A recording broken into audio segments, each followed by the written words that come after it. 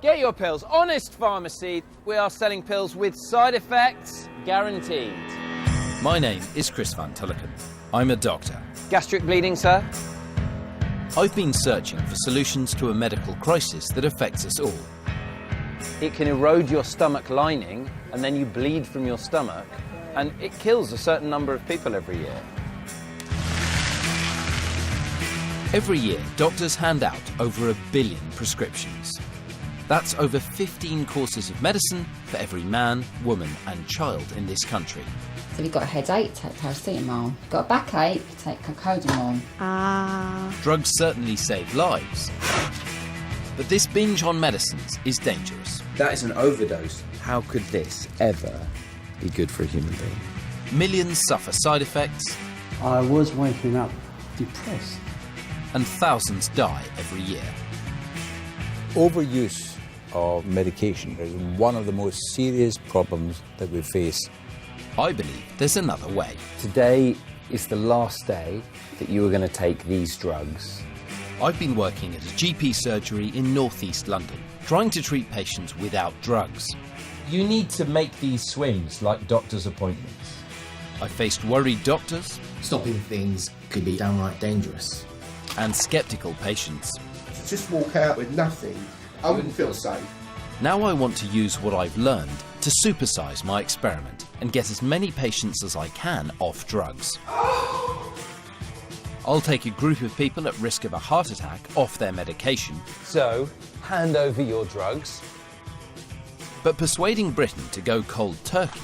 This is a disaster. Could be the hardest thing I've ever done. Fix me, please. Intensely depressed about how to make a change.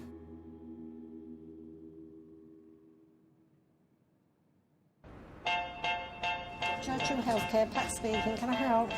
I've got the morning. The morning's no good, is it?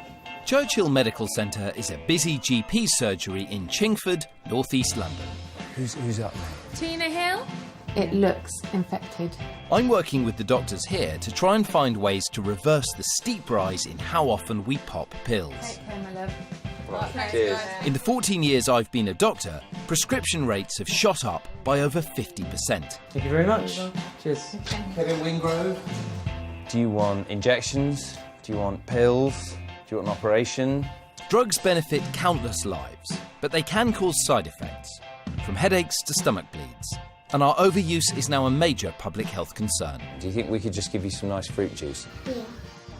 I believe we should be turning to new research that suggests many common illnesses are best treated without drugs. Clean socks, clean feet, Yep. and keep them warm. The doctors here think overprescription is a problem too, but they're sceptical about how likely I am to make a difference. Very quick look. It would be lovely to see if he could do it. I don't think it's going to be a walk in the park. Nonetheless, I've been encouraged by a few successes. Wendy had been using medication for her bad shoulder for 20 years, and now she's drug-free. But to me, to not take any drugs, I can't actually believe it myself. Oh my God. Oh. Thank you so much. No, you've totally inspired me. You've totally inspired me. Everything you've done. So far, I've been treating specially selected cases. But I want to make a real difference by offering drug-free treatments to all 14,000 patients at the practice. Morning. Good morning. Today is the first day I'm going to run my drug-free clinic. I'm offering patients 30-minute appointments, 20 minutes longer than they'll get with their GPs. The extra time will help me work out what pill-free therapies to offer them. So I put out my sign for the clinic. All right. I've got my 3 waiting seats upstairs. So if those seats are full, can you get people to sit out here, you know? Cool. The public will get the chance to choose me or see their doctors.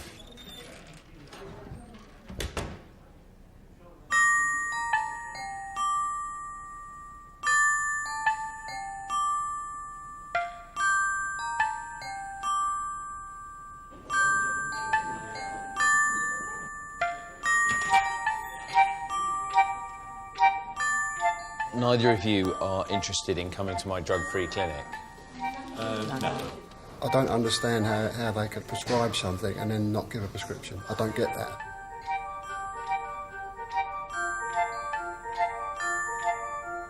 So at the moment, prescriptions are an awful lot more popular than my non-prescription clinic. Yeah. Has anyone expressed any interest at all? I don't know about out there, but not me. No one said anything all morning, and you've been here all morning. I'm not sure where I'm going wrong. Come in. Hey, Cam. Dr. Cam Sira is a partner here. So I'm trying to run my drugs-free clinic in the room upstairs, and it's not working, and I don't know why. I think it's because patients, for want of a better word, want a quick fix. Society nowadays, you just haven't got time to do all the lifestyle changes. Basically, it's about motivation, and I think that motivation is gonna be your struggle, really. For a lot of people, it's easier to take that tablet. How am I going to deal with this? What can I do? You might actually want to target some patients who are on painkillers and some of the more common medications, perhaps antidepressants. Sometimes they're not as effective as the patient might think. I've got some ideas on how to motivate patients, but first I've got to sign some up. Sinead, so I have some leaflets. No drugs clinic. You can ask for reception. Appointment is room 9. Perfect. Good, all right. No problem. The receptionists have agreed to do some marketing for me to find the kinds of patients Cam's suggesting. Cheers, guys. For the last 3 weeks, I've been working with someone who's taking a drug I've been recommended to target. Antidepressants do help some people, but 24-year-old Sarah has been taking hers for 8 years. I need my eyeballs by the end of it. After I introduced her to cold water swimming, Sarah decided to give it a try in place of her pills. How do you feel, Sarah?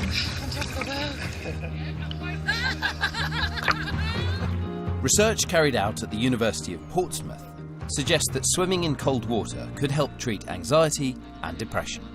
When was the last time you felt this good? When my little girl was born. Really? Yeah. Really.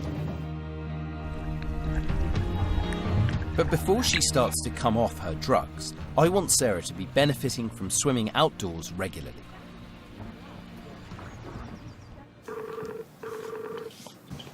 It's the weekend, and it's 2 weeks since we swam together. Hey, Sarah. Hiya. How are you feeling today? Pretty rubbish at the moment. Yeah, I mean, you look almost tearful, if I'm honest. No, you can't see. I'm not tearful. Yeah, unfortunately the resolution is really good and I can see your eyes filling with tears. I'm only laughing because you are. So how's the last week been? Well, unable to get any sort of childcare, so haven't been able to go swimming, which I'm quite upset about. Seem to have had a bit of a come down.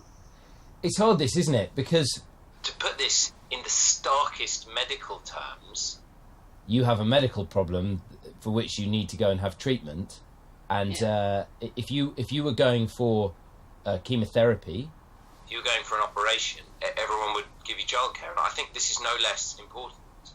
So why could you not have gone today? Today, I don't want to today. Yeah, that's the biggest reason I don't want to today. Yeah. I'm miserable. I'm fed up. Yeah. So you've lost a bit of momentum. Yeah. Today, yeah. What you're describing is the thing that screws us all up. This is kind of the anatomy of failure. We fail one tiny, tiny, tiny bit at a time. And we miss it 1 week, and then it's easier to miss it the next week, and then it's easier to miss it the next week. But you need to make these swims like doctor's appointments, okay? Just been a bad week. All right. Speak to you later. Yeah. Okay. All right. Bye. I feel naive. I just feel like, oh God, I just thought we could dunk her in cold water and she'd feel better. I'm hoping the pep talk will get her swimming, but I'm beginning to doubt my approach.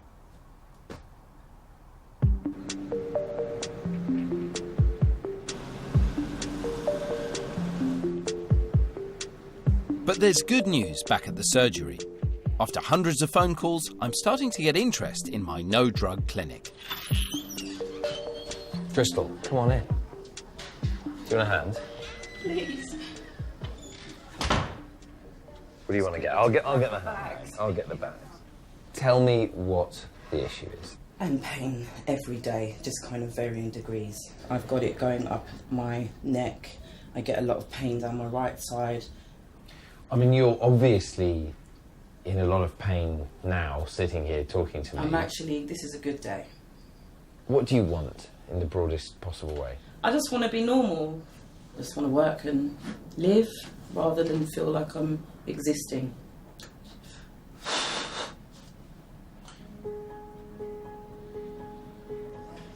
Crystal's 36 and she's been like this for 3 years. Long-term or chronic pain is surprisingly common. 14 million people in the UK suffer from some form of it. But Crystal's case is extreme and her doctors don't know what to do with her.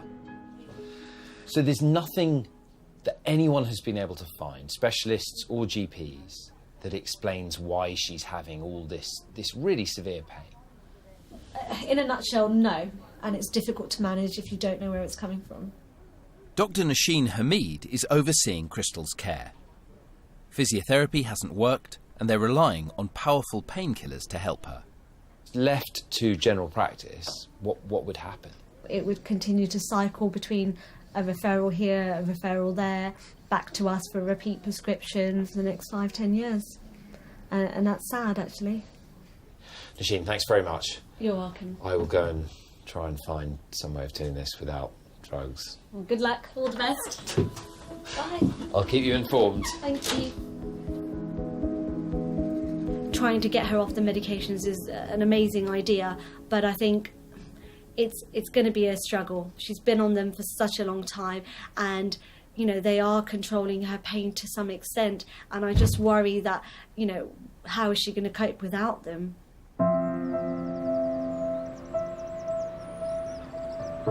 It's estimated that millions of people live with pain that has no apparent cause.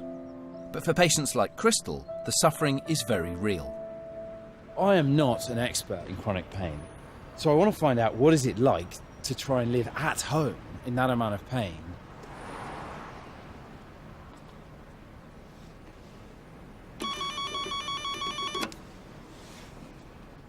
Hello? Hi Crystal, it's Chris. Here we are. Smiling but moving slow. Sorry. Don't be sorry. How are you doing? At the moment, not too bad. I have been known to come up here on my bottom.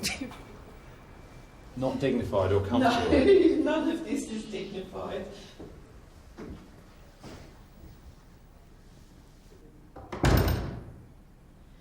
And this is what I do. But I can't stay in that position for too long because my neck starts to hurt. I'm sorry, I took some meds a little while ago, so now I'm starting. You're a little bit slow and a little bit foggy. Yeah. Don't worry, give me the tour. You've got a feature wall. Of course, changing rooms. It was my programme in the day. Crystal lives here with her teenage son. I was in the gym when I was first made aware that there was something wrong with my back. I was training for a 10k run, cancer research. They basically could hear my back, it was that loud, and came over and said, look, you need to go and get that checked out. And then within a short space of time, I just couldn't move or anything without screaming out in pain. Crystal now spends most of her time trapped in this flat. She can't work, and she's only able to get out after elaborate preparation. This is my corset. It just stops my back, or my tailbone, from feeling like it's going to pop right through the skin. And she doesn't go anywhere without her neck brace.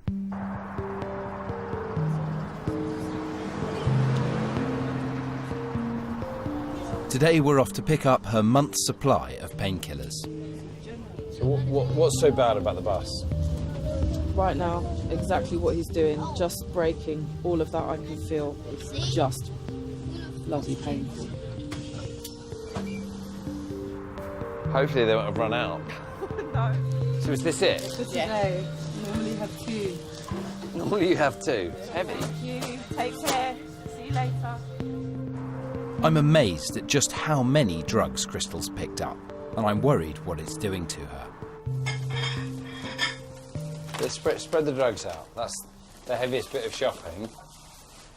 So I have my codeine, which is a pain reliever. I take 4 of those 4 times a day. So you're taking 16 of these per day? Yes. That's a huge dose. Codeine is related to morphine and heroin, and it can be addictive. This one is the tramadol, and I'm taking that 3 times a day. Okay, so that's a stronger version of codeine. Stronger version of the codeine, and I take those basically together. These drugs are called opioids. They're similar to pain-reducing chemicals produced by our bodies called endorphins. They cause side effects like constipation and nausea, and Crystal has to take even more drugs to deal with those. If I was taking all of this and I felt pain-free, then I would at least feel like I was achieving something by taking this amount of medication, but I'm still not pain-free. I don't get why you're taking these pills. I'm not sure you get why you're taking the pills, but is it just because there is nothing else to do? Yes, is the short of it. I'm pretty sure the answer doesn't lie in those pills, but rather in exercise and physical therapy. But at the moment, Crystal's so immobile, I'm not sure if she'll be able to do anything at all. I feel positive because I think Crystal is at least willing to try and do the hard work, but I don't think she's got a clue about how hard this is going to be.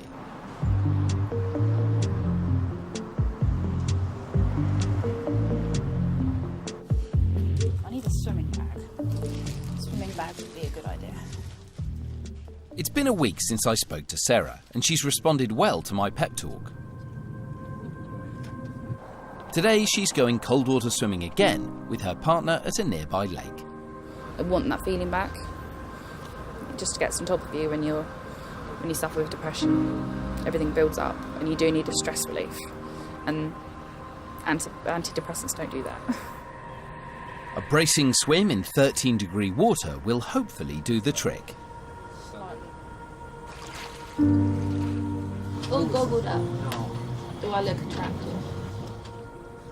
It's the first time she's been in cold water since I took her swimming in Portsmouth over a fortnight ago.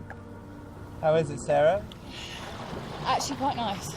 A lot nicer than Portsmouth, but still quite chill. Right, I'm going to go swimming. See you in a bit. Exposing the body to the shock of cold water can leave people feeling euphoric. Some scientists think it may even condition them to help deal with other stresses in their lives. But Sarah doesn't stay in very long. Can't breathe.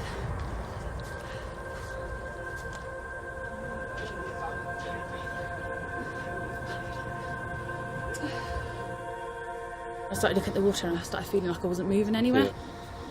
That was horrible. I thought I was going to drown.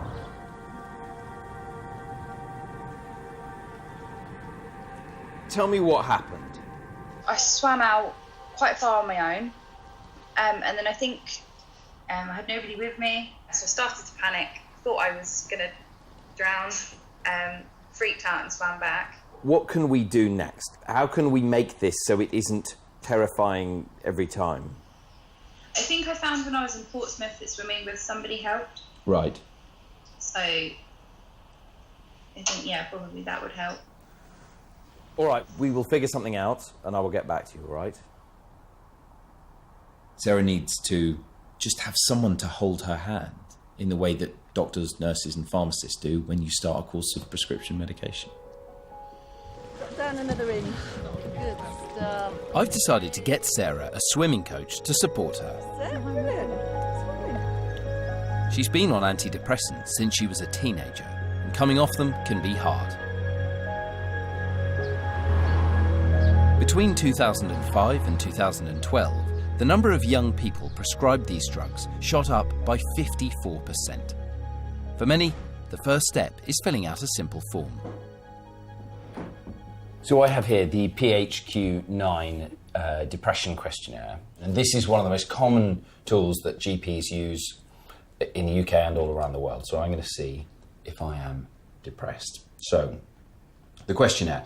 Over the last 2 weeks, how often have you been bothered by any of the following problems? Problem 1, little interest or pleasure in doing things. So for several days, I have definitely had little interest or pleasure in doing things. Number 2, how often over the last 2 weeks have you felt down, depressed or hopeless? I haven't felt hopeless at any point in the last couple of weeks, but I have felt down or depressed. Some doctors use this test to help them prescribe and monitor antidepressants. How often have you been bothered by poor appetite or overeating? I just perpetually overeat. But it's also on the NHS website, allowing anyone to test themselves. Let me add up the score. Based on your responses today, it's very likely you could be suffering from some form of depression, but only an experienced health professional can tell for sure. So according to this, I have moderate depression. And I'll tell you, I do not have moderate depression. The striking thing about this is that there is not a single positive question on it. Ask me some other questions. Ask, how often have you felt happy and positive about your life? Every single day. This is a questionnaire that does its best to force you to think about how miserable your life is and how unhappy you are. This is a questionnaire that was developed by a drugs company who make drugs that treat depression. This isn't the first time I've noticed the influence of pharmaceutical companies. Just looking around the office, Pneumovax 2. Well, we've got a little duck here, Sanofi Aventis, drug company. It just reminds you that you can use that flu vaccine. Sponsored by GlaxoSmithKline. This is a model of the female genital tract. You show the model to patients, and all the while there's a little branding there reminding you. It's just having the marketing here prompts people to prescribe those brands more. It's just the sort of the hidden hand of the pharmaceutical industry in the office. And the marketing doesn't stop there. Clinical meeting. I'm on my way to a meeting the GPs are having at another surgery nearby. There's a lunch to go with the meeting, and the lunch is, we've heard, sponsored and paid for by a drug company. And this is completely normal, okay? This happens in hospitals and general practices all over the country every day. And my honest opinion is it is a total disgrace. And it's the only thing that I've yet heard about with this practice that makes me kind of wince. It's a bribe. It's a simple bribe. The drug reps provide the food, and in return they get an opportunity to talk up their latest products. Where's lunch happening? It's the second floor. These lunches are a regular event. Is it a good selection of sandwiches normally? Yeah. Indian last week. On the menu today, a selection of upmarket salads and sandwiches. I want to know more, but the drug company rep has a word with the GPs. So it's just why the drug reps in here? Oh, you can't be called. You can be in here, but we can't be called by drug reps in here. The rep gives his talk, and 10 minutes later, he leaves. Why do you have drug reps come at the beginning of the clinical meeting? Be honest? It's completely honest, yeah. Have you just finished the truth? Is that... 90% way through the trip. I'm meeting the evidence. I mean, what they hope is it affects our prescribing data and the drugs they prescribe, and every doctor you speak to will tell you categorically it doesn't affect it. The practice used the free lunch to get together and talk shop. But in fact, recent research shows that doctors are more likely to prescribe certain drugs if they take meals from drug reps. So I went in there and I swore that I wouldn't eat any of the food. And midway through the meeting, I realised that I had started to eat a tangerine. We know it influences prescribing. The drug companies know it influences prescribing. This is a multi-billion-dollar industry with deep pockets and huge focus, and I don't know how we combat this. First, I'll try to get an explanation from the drug company rep supplying the lunches. Chris Van Tilliken here. I just wanted to give you a ring to see if you'd be willing to have a chat with us on camera. Thanks very much indeed, and we'll speak soon. I'll bung you over an email this afternoon. All right, cheers, bye. He does seem like a really nice bloke. In principle, if the communications team at his drugs company are willing for us to speak to him, he's willing to speak to us. So that's really nice. Ask him some questions. So I'll write him an email now.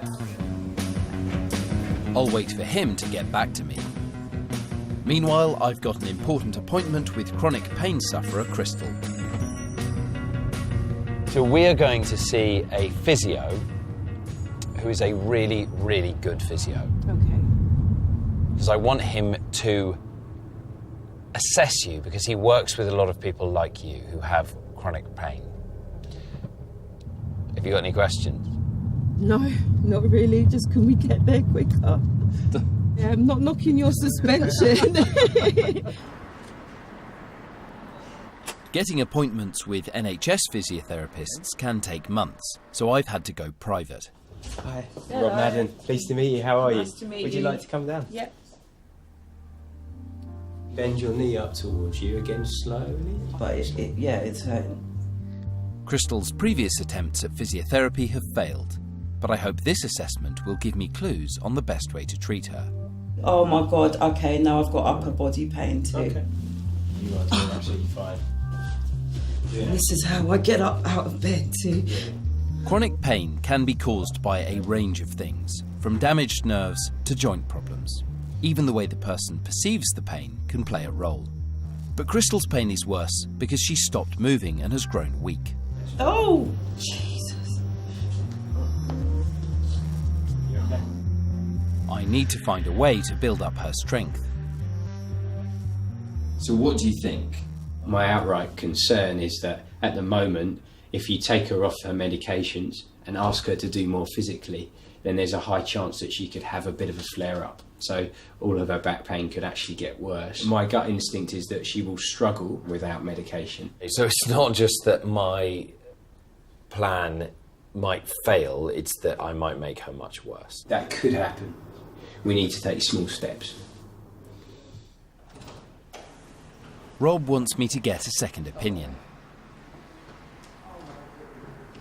I still believe Crystal can get off these drugs.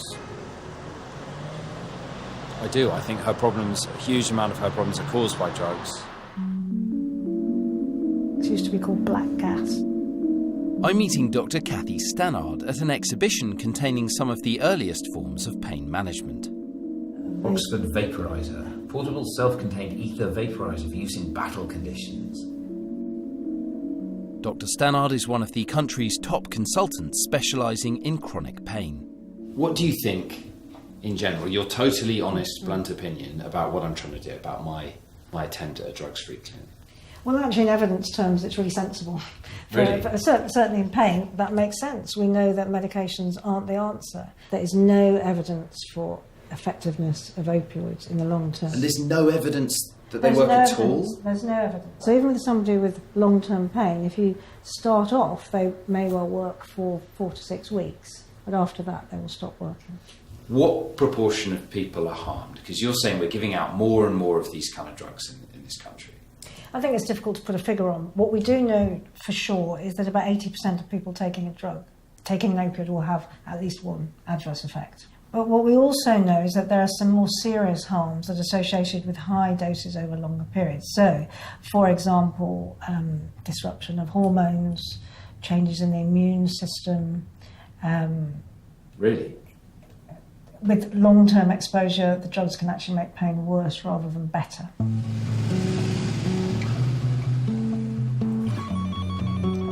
Hi, Crystal, it's Chris.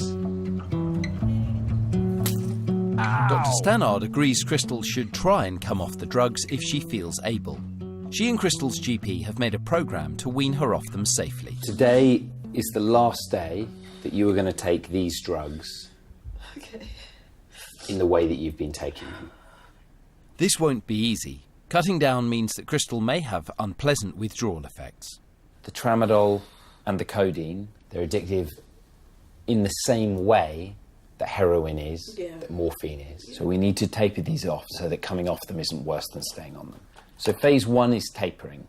But we're not just going to do that. We want to actually try and fix you as well. Over the next few weeks, her doses of drugs will get smaller and smaller. Cheers, Crystal.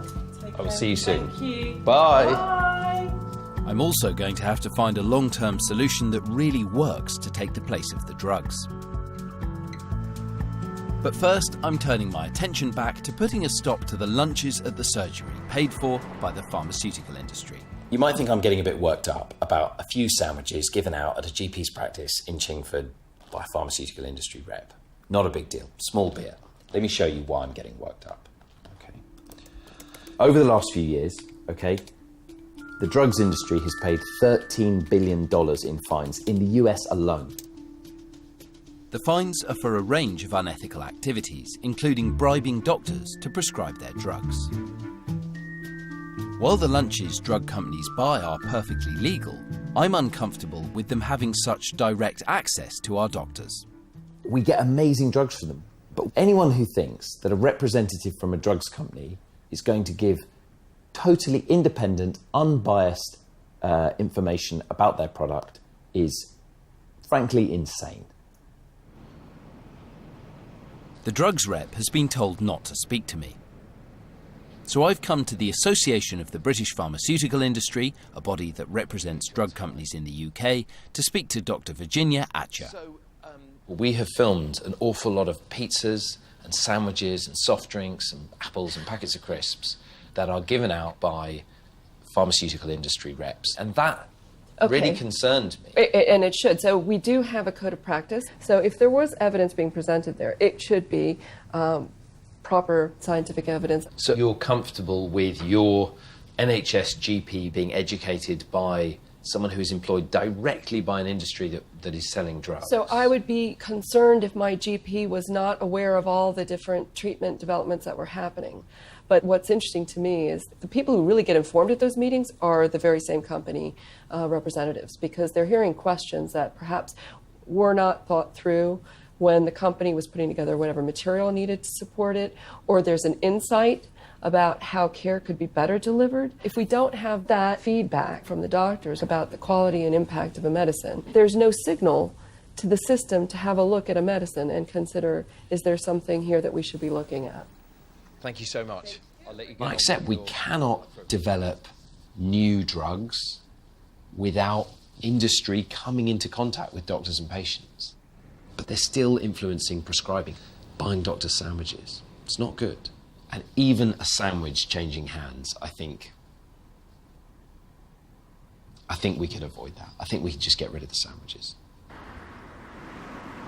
But the only way I can make that happen at Churchill is by persuading the partners to stop taking the lunches.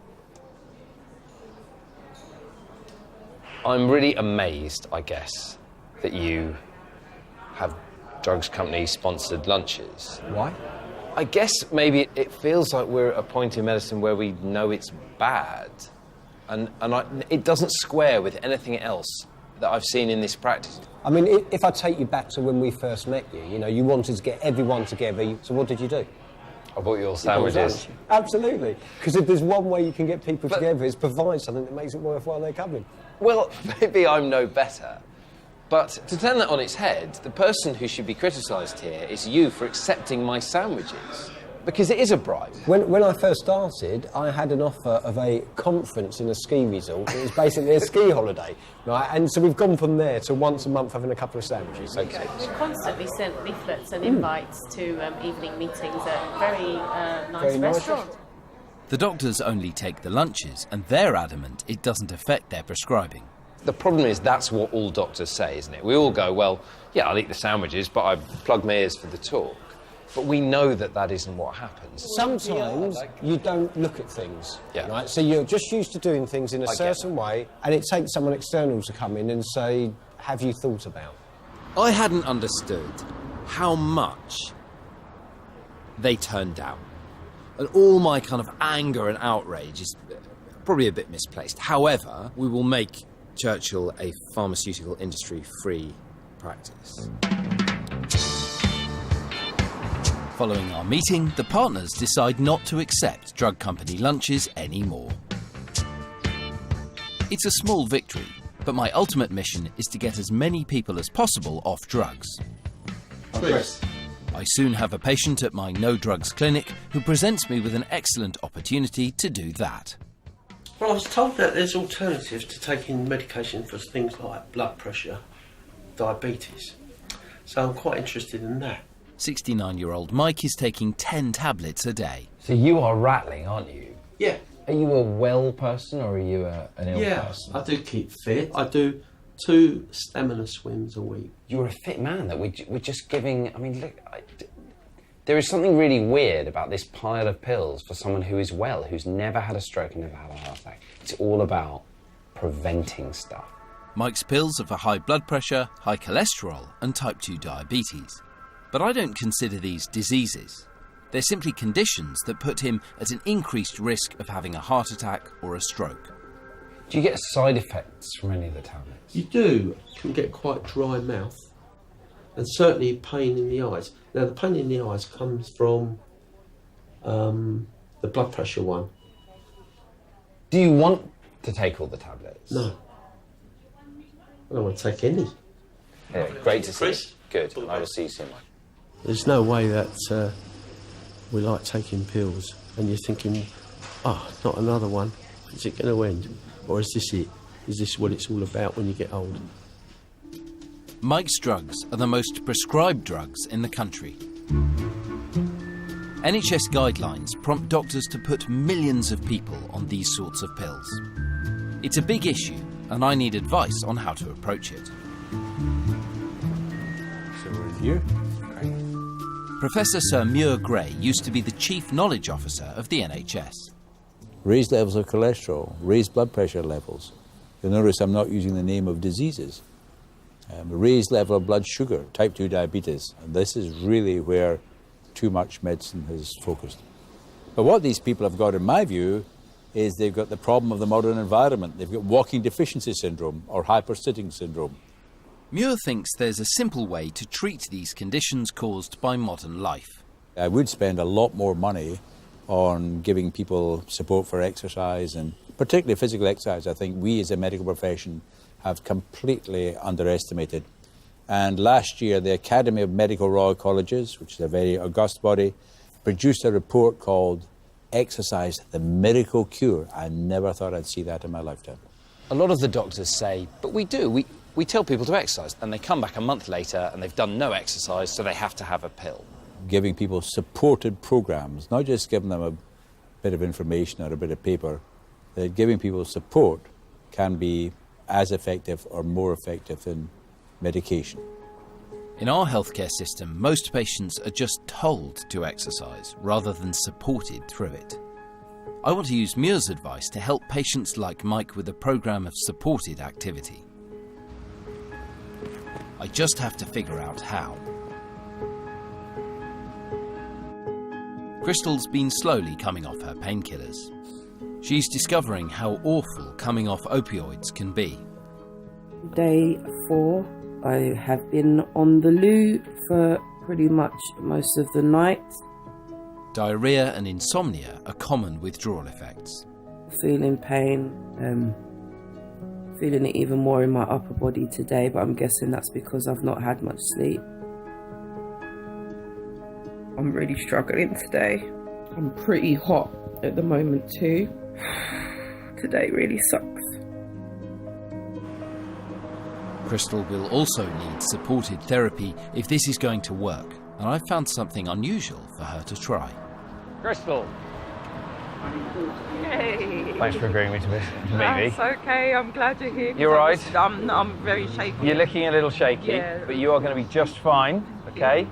Let's go. The man I'm taking her to meet is an expert in pain. Crystal, this is Dennis. Hi, I'm Dennis. Hi, nice to meet you. Attention. Bam. Okay, go straight to your power. Dennis Ngo is a Kung Fu master who's been teaching for nearly 40 years. Stretch your groin. Keep your body upright. So the logic about why we chose this kind of Kung Fu It's because it's exercise. It's slow. I think more than anything else, we all believe, the team of people that have talked about you, that this can get inside your head and deal with your body. Many martial arts aren't just about combat. They focus on breathing, posture, mindfulness, and they condition practitioners to deal with pain. Number one thing, don't tick off Dennis, okay?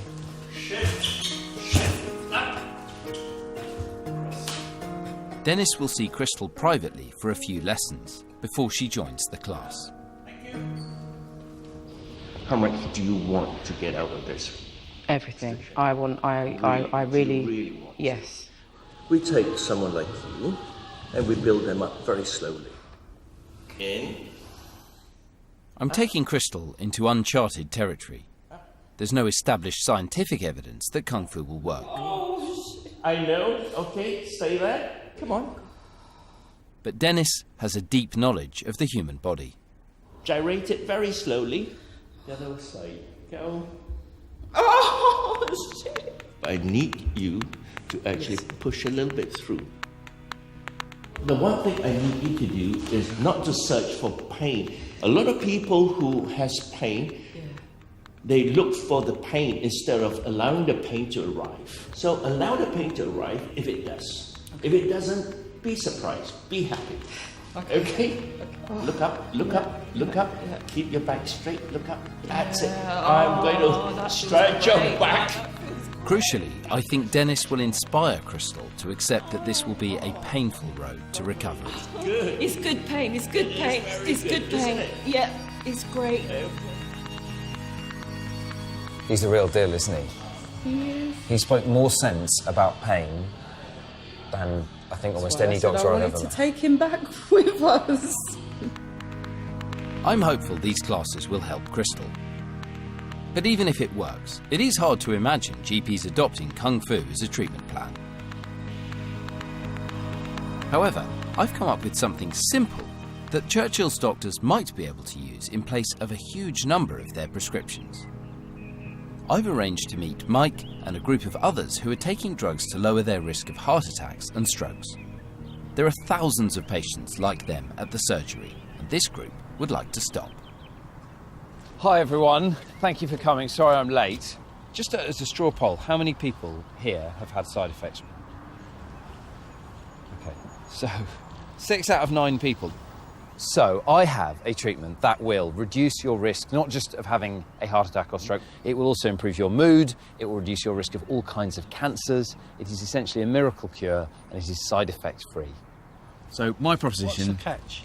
The catch is, there is no catch. It's literally a total win, okay? So the proposition is, 5 times a week, for 30 minutes, we're going to go for a walk, a brisk walk.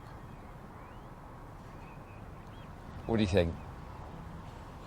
There are a few slightly sceptical faces around the group. I think we're going to have to see how this goes. Okay, right, I will lead on. Keep up, everyone. Come on. Something tells me this won't be a walk in the park. I just hope I've got the motivation to keep doing it. It's commitment, it's fitting it into my lifestyle. We can all step out the door and go for a walk, but you sit in the chair instead, don't you? Because there's no one sort of making you do it.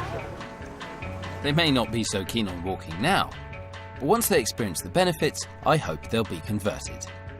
Research has shown that walking regularly has astonishing healing powers, from reducing obesity to cutting the risk of cancer. I want to see what effect walking will have on the conditions they're taking drugs for. So we're measuring their blood pressure, their blood sugars, and their weight. Patient number 1, Michael. I'll take these measurements again when they've done 8 weeks of walking. We're also stopping a drug they've all been prescribed called a statin. It lowers cholesterol, and I want to see if walking can do the same job. This is the entire NHS budget. Then you press the space bar. I'm being helped by Catherine, a senior nurse who manages their medication. Do you think we're going to be able to relieve your workload a little bit by getting people walking? Realistically, no. Why? I've seen people can achieve great things with motivation, but something happens in their life and they get off track. People get easily derailed. I'm hoping the fact they'll be walking in a group and that I'll be supporting them will make the difference. Sarah's treatment of cold water swimming has shown me how some patients need support to complete their therapy. She struggled to go by herself, so I arranged a swimming coach to help her. I want to see how she's getting on. It's just like the country.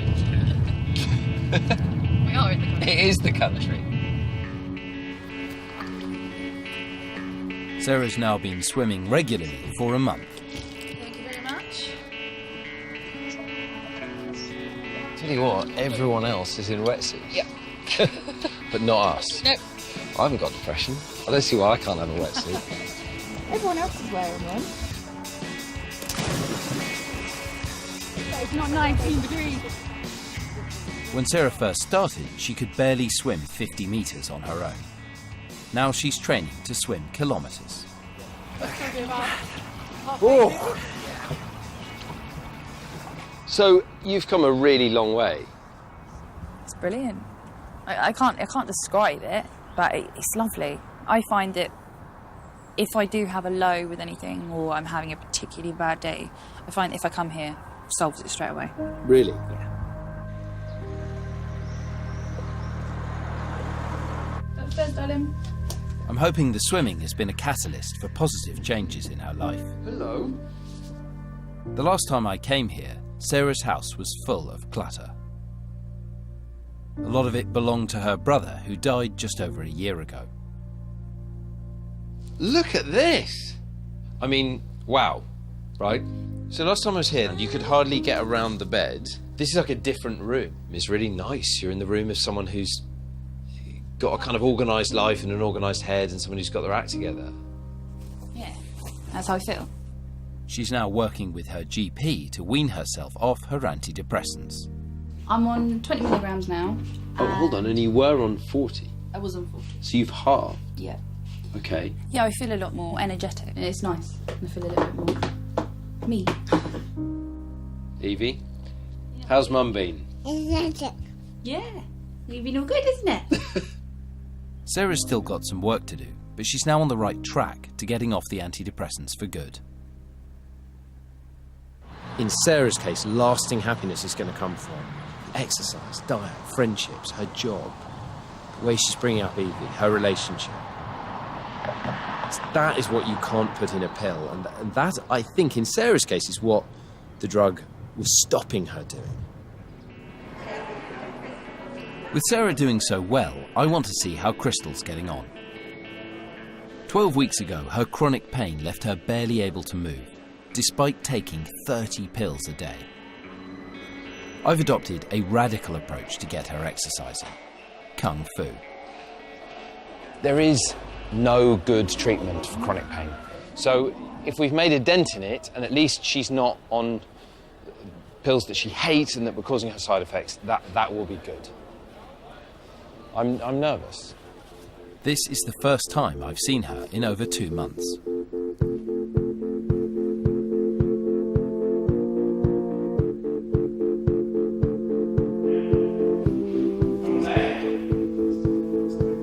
Oh my God. She's standing on one leg. She's smiling. She's laughing.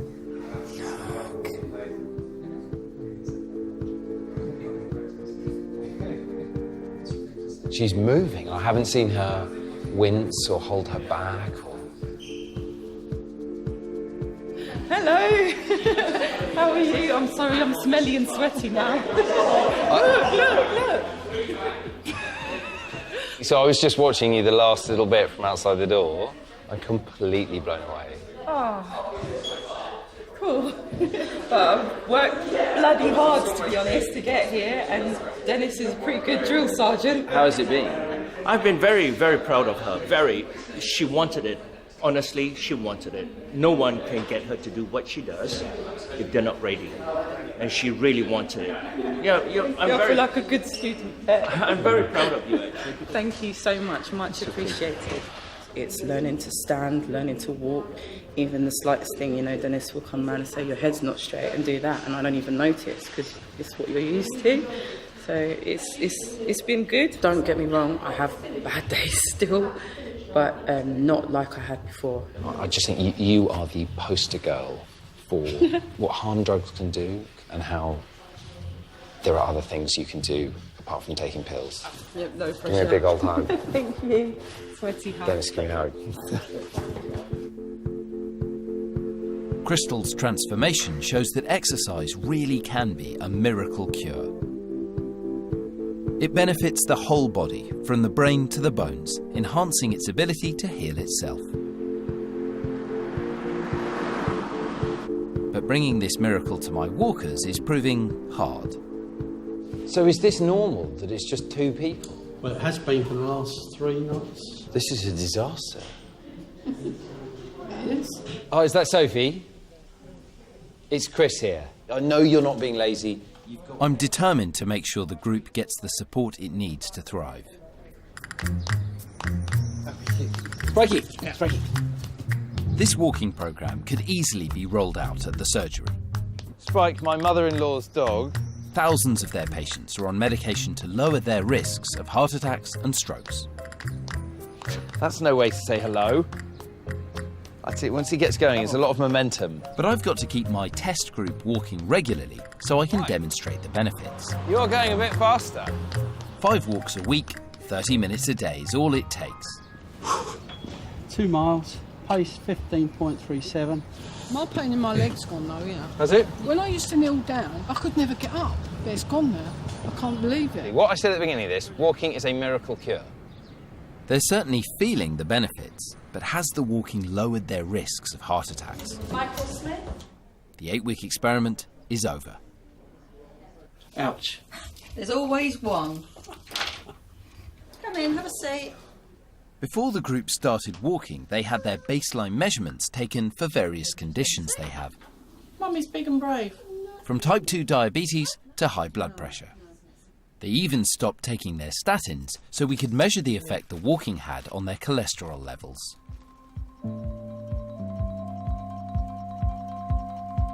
I'm nervous about the results. Hi, Catherine. Hi, Chris. You got something for me? I've got the result. Lordy. It's good news. The blood sugar levels of the walkers with type 2 diabetes have changed dramatically. His HbA1c. This is the measurement of how good his diabetes has been over the last few weeks. It's now 57 from 75. Which is fantastic. I mean, is that a good result? It's You see really this the whole good. time? Yeah. Is it? Absolutely. Oh, I'm so very, okay. very pleased with that. It's an effect seen across all the diabetic walkers. Her HbA1c has gone from 56 to 48. And 48 is kind of the sort of minimum that gets you to be called a diabetic. Yes. So actually, she's starting to come toward, stopping being diabetic. I mean, that's in 8 weeks. Which is really significant. It's better than some of the new drugs say they can do in a few months, isn't it? Not only that, the walkers' blood pressures dropped, they lost weight, and even their scores in mood tests soared. 37 to 51. It's massive. I mean, that is massive. If the group keep this up, there's a chance they'll be able to cut out the drugs they're taking altogether. Now they feel the benefits, they're motivated to carry on. And even though their cholesterol levels remain high, none want to start taking their statins again, preferring to try and lower their levels naturally. But Mike has the highest risk of having a heart attack, and taking a statin again is the quickest way to reduce it. So this is quite an interesting chat that we've got to have. You're at a level of risk where I start to go, maybe I would take a statin. You have reduced your risk by losing weight. You have reduced your risk with blood pressure, but your absolute risk is still high. Well, what comes to my mind is, let me do a 3-month trial and do another blood test and see what the results are. So when you've got the opportunity to come off a pill, it's like coming out of prison, you know, you're being released. You're feeling different in your mind, a bit younger. I decide to take what I've found to the doctors. I hope they'll be as impressed as I am by the blood test results. So you guys don't know the results? We don't know it, no. Mike, I guess, had the biggest result, where his HbA1c went from 75 to just over 50. That level of reduction, so that's quite impressive. So that is really good. We don't always get results like that with drugs as well. Did they lose weight? Every single person lost weight, yes. Walking as treatment for diabetes, as a way of reducing your risk of strokes, heart attacks and death, suddenly starts to feel like, oh, that's really good. If within the practice we have a diabetic walking group set up, to me that's absolutely fantastic and something the practice should be supporting. I'm so pleased that they feel it did pay off. I mean, imagine if GPs all over the country were able to support patients like this. You know, we'd see reductions in medications for blood pressure and cholesterol and diabetes. But I think there's something much more important than that we really saw with Mike and Janet particularly. All these things, it's hard to measure. Their mood improved. They slept better at night. They felt like they were in charge of their own health and their own bodies. You can't put that in a pill. I'm at the end of my time here, and I now realise the real problem isn't simply the drugs, but our healthcare system itself. We hand out pills when often we should be supporting people through drug-free alternatives instead. If you say, I want to go walking, your doctor says, well, go walking, and that is it. Where's the support? We all know that we won't do it. The health service, if it is to be a health service and not a drug prescription service, needs to be able to support people doing those difficult, long-term, but ultimately massively rewarding and health-giving things. In just a few months, I've witnessed extraordinary transformations. As my patients have turned their backs on drugs. If we can empower doctors across the country to help millions of patients do the same thing, then in the future, prescriptions could mean something much more powerful than just pills.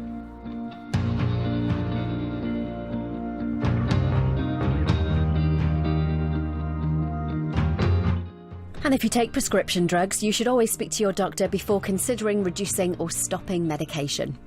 Over on BBC Two now, Gabby Logan's joined by Kevin Kilban to look back at the week's football stories with the Premier League show. Here on BBC One, it's Question Time right after the news.